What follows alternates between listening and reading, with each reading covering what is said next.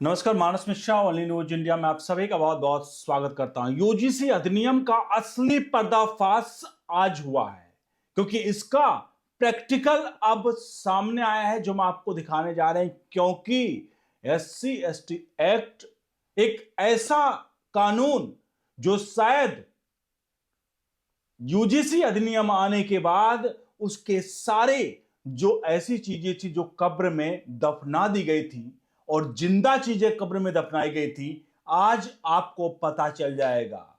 UGC अधिनियम जिसको लेकर के सवर्ण समाज पूरे देश भर में विरोध पर उतरा हुआ, और अभी इस पूरे मामले को सुप्रीम कोर्ट ने सिर्फ स्टे लिया है। स्टे मतलब ये नहीं होता कानून खत्म हो गया।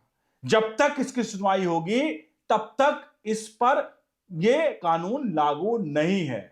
बहरहाल आपको लिए चलते हैं, इस यूजीसी अधिनियम ने कम से कम नरेंद्र मोदी ने कुछ तो ना किया हो इस पूरे प्रकरण पर।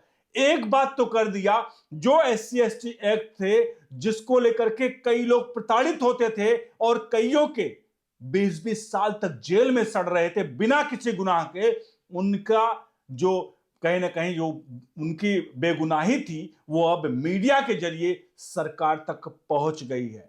चलिए दिखाते हैं पूरी खबर। इस पूरे प्रकरण पर अपनी राय प्रतिक्रिया जरूर दीजिएगा और वीडियो को लाइक शेयर जरूर करेगा। बताते हैं पूरा का पूरा मामला। मामला है बिहार के हरिनगर का। आपको मामले की तरफ ले जाऊं, लेकिन यहां पर एक चीज और बताता हूं कि आखिरकार चीफ जस्टिस ऑफ इंडिया ने यूजीसी अधिनियम पर तो रोक लगा दिया है। आगे बताएंगे कि चीफ जस्टिस ऑफ इंडिया ने रोक लगाई है, क्या कुछ है। पहले हरिनगर की तरफ बढ़ते हैं। वहां पर जो मामला हुआ है वो बड़ा ही जघन्य है।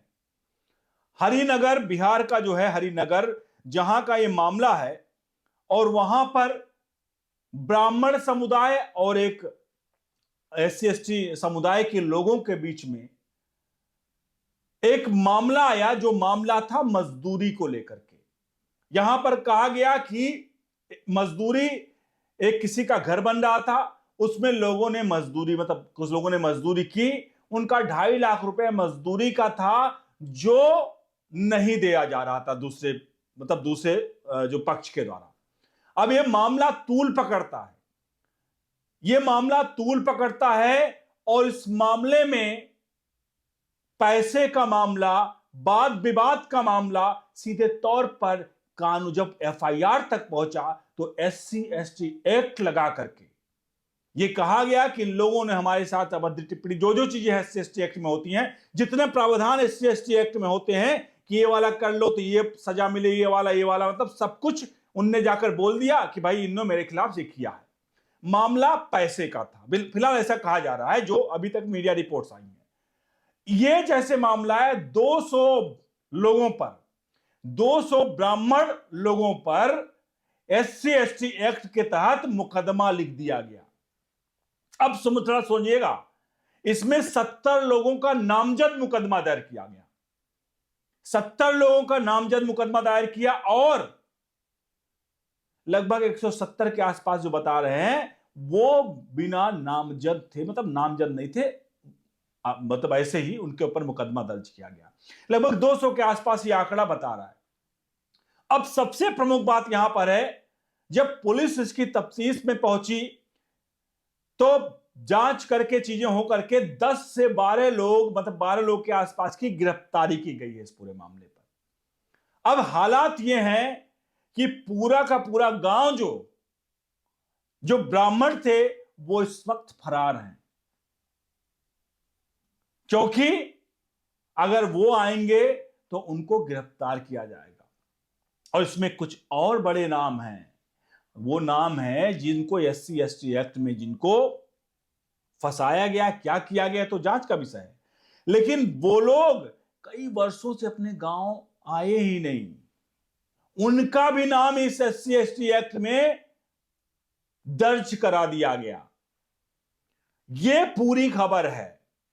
अब मामला जो है, मामला पुलिस के पास है। पुलिस कह रही है कि भाई हम यहां पर पेट्रोलिंग कर रहे हैं लगातार, जो मामला संवेदनशील है इस वजह से इसको हम इस पर अपना चीजें कार्रवाई हो रही है, इस पर जो लॉ है एससी एसटी एक्ट के हिसाब से। अब पुलिस भी क्या करे? SC ST एक्ट ऐसा है ही कि उसने आके कह दिया तो उसको उठा के जेल में डाल दिया जाएगा। आपने प्रयागराज के विष्णु तिवारी का केस तो सुना ही होगा। सन 2000 में बेचारे ने के ऊपर, बेचारा इसलिए कह रहा हूं क्योंकि अब फैसला आ गया कोर्ट का, बेचारे के ऊपर झूठा SC ST एक्ट लगा दिया। सन 2000 से लेकर 2021-22 तक वो व्यक्ति विष्णु तिवारी झूठे मुकदमे में जेल में रहा।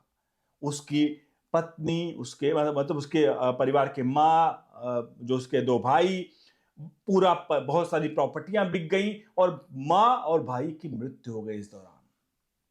और उसके बाद जाकर के 2021-22 में विष्णु तिवारी को बरी किया जाता है। और बरी 2001 का पोजीशन था, उसे किया था कि जो केस था वो झूठा था, यानी कि झूठा केस था, उसको उनको फंसाया गया। अब सोचिए, एक परिवार जिसके साथ SC ST एक्ट लगा और सब कुछ हुआ, क्या अब यही सबसे बड़ा सवाल है जो बार बार UGC अधिनियम में पूछा जा रहा है कि ऐसे कितने विष्णु तिवारी हैं जो कैमरे पर नहीं आए, जिनकी बातें मीडिया में नहीं हो रही है, वो दफन हो चुके हैं, शायद दफन हो चुके हैं। दफन इसलिए कह रहा हूं कि विष्णु तिवारी की मां, उनके दो भाई, उनकी प्रॉपर्टी, ये सब दफन भी हो गई। और आज जिस तरह से बिहार का ये मामला है, बिहार का ये मामला वो हमारे सिस्टम को उजागर कर रहा है, जो हमारा सिस्टम किस प्रकार से है। क्या ऐसा नियम नहीं होना चाहिए था कि अगर SC ST एक्ट है तो कम से कम जो व्यक्ति आरोप लगाकर किसी को जेल में भिजवा रहा है, अगर वो आरोप झूठा होता है तो उस व्यक्ति पर भी कार्रवाई होगी। आप विष्णु तिवारी का ही केस देख लीजिए। हमारा कानून कहता है 10 बेगुनाह छूट जाए लेकिन एक, मतलब जो है लेकिन एक भी, माफ कीजिएगा, 10 गुनहगार छूट जाए लेकिन एक भी बेगुनाह को सजा नहीं मिलनी चाहिए। तो आखिरकार विष्णु तिवारी, जो जिनका गुनाह क्या था, कुछ नहीं, लेकिन उनका परिवार, उनका खानदान, उनकी पूरी की पूरी एक तरह से कह सकते हैं किसी का पूरा जीवन और पूरे परिवार का जीवन तहस नहस कर दिया एक एक्ट ने। और आज जब ये साबित हो गया कि भैया वो सही है, तो आखिरकार उसके ऊपर आरोप लगाने वालों को क्यों नहीं वापस डाला जा रहा है जेल में? क्यों नहीं उनके साथ भी वही किया जा रहा है जैसे विष्णु तिवारी के साथ किया गया? ये तो क्राइम, एक तरह से क्राइम है। झूठ बोलकर किसी को फंसाना, ये क्राइम, बहुत बड़ा क्राइम है। जहां बैठे बैठे बिना आपको कुछ किए सिर्फ दिमाग के ऊपर से आप जाते और बोलते और व्यक्ति की पूरी जिंदगी तबाह हो जाती है।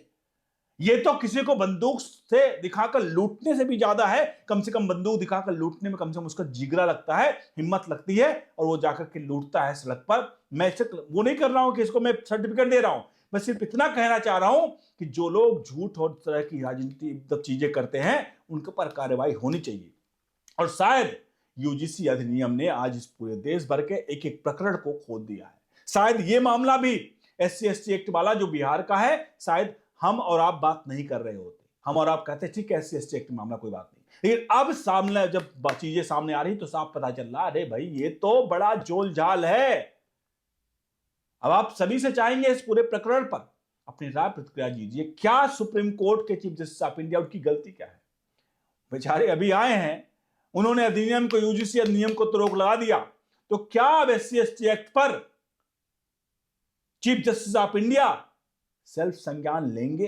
क्या ऐसे मामलों को लेकर के कुछ तो डिक्टेट तो कर दे कम से कम हमारे देश की, जैसे मोदी सरकार, जो मोदी सरकार के बाद डिक्टेट किया गया तो ला करके UGC अधिनियम लेकर आई, उसी तरह सुप्रीम कोर्ट एक और dictation they, chief justice of India एक बार और डिक्टेशन दे कि काम करो UGC इस वाले मामले में भी जरा एक बार इसको रीचेक करके देख लो, और जितने केस है उनको देख लो, क्योंकि 75% केस SC ST एक्ट में फर्जी पाए गए हैं। ये कोर्ट की रिपोर्ट है। आपसे अनुरोध है इस पूरे प्रकरण पर अपनी राय प्रतिक्रिया जरूर दीजिएगा, वीडियो को लाइक शेयर जरूर करिएगा, और इस बात को ध्यान रखते हुए कि SC ST एक्ट और चीजों को नहीं, सिर्फ मैं इस बात को ध्यान देकर इस खबर को लेकर आया कि हमारे इस कानून में भी लिखा है कि 10 जो बेगुनाह है अगर छूट जाते हैं कोई बात नहीं, मतलब निकल जाते हैं, लेकिन एक गुनहगार ना फंसे। ऐसे में SC ST एक्ट क्या उस कानून की जो बात कही गई है क्या उस पर कितना खरा उतरता है, ये जरूर लिखिए। यूजीसी अधिनियम का तो अभी 19 मार्च को जो होगा होगा, क्योंकि अभी 19 मार्च बाकी है। इसमें प्रावधानों में बदलाव होगा, बहुत कुछ होगा, लेकिन कम से कम एक बात तो सोचना चाहिए लोगों को कि आखिरकार इस तरह के कानून हिंदुस्तान में अगर किसी ने कोई गलतियां की हैं तो उसका गलतियों का हर्जाना है वो क्या उनकी पुश्तें भरेंगी? बड़ा सवाल है। सवाल का जवाब जरूर दीजिए। बने रहिए ओनली न्यूज इंडिया के साथ। बहुत बहुत धन्यवाद।